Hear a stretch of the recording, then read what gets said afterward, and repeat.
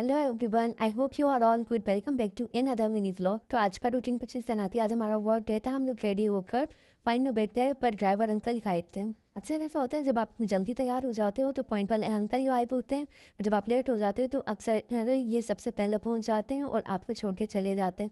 ये दुख सिर्फ पॉइंट से इसमें आने जाने वाले स्टूडेंट ही समझ सकते हैं। हम लोग वॉशरूम से वॉट पूछने के बाद हमने देखा कि एक टेस्ट टाइमिंग थी जिनको कार्पल टनल सिंड्रोम था। कार्पल टनल सिंड्रोम एक कॉमन डिजीज़ होती है जो आपके ओवर यूज़ के वजह से हो जाती है। जैसे कि आप बार बार टाइपिंग वगैरह करते हैं, उसकी वजह से हो जाती है। बाहर से वापस आने के बाद हम लोग चले गए थे इफ्तार का सामान लेने के लिए, क्योंकि हमारी सीनियर जा रही थी और हमने उन्हें इफ्तार की दावत दी थी कि जाते हुए एक इफ्तार हमारे साथ भी करके।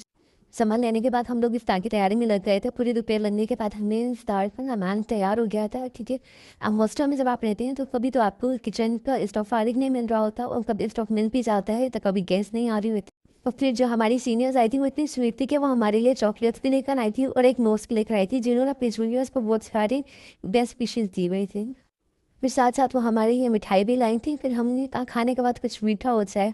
इफ्तार और इफ्तार के बाद चाय ना, ये सब बहुत कम जगह पर होता है। फिर हम लोगों ने चाय बनाई, चाय से सर्व की, सब लोगों को बहुत सारी बातें की, बहुत इंजॉय किया हम लोगों ने। और इस तरह टाइम को कुछ पता ही नहीं चला। बातें करते करते हम लोगों को ईशा हो गई।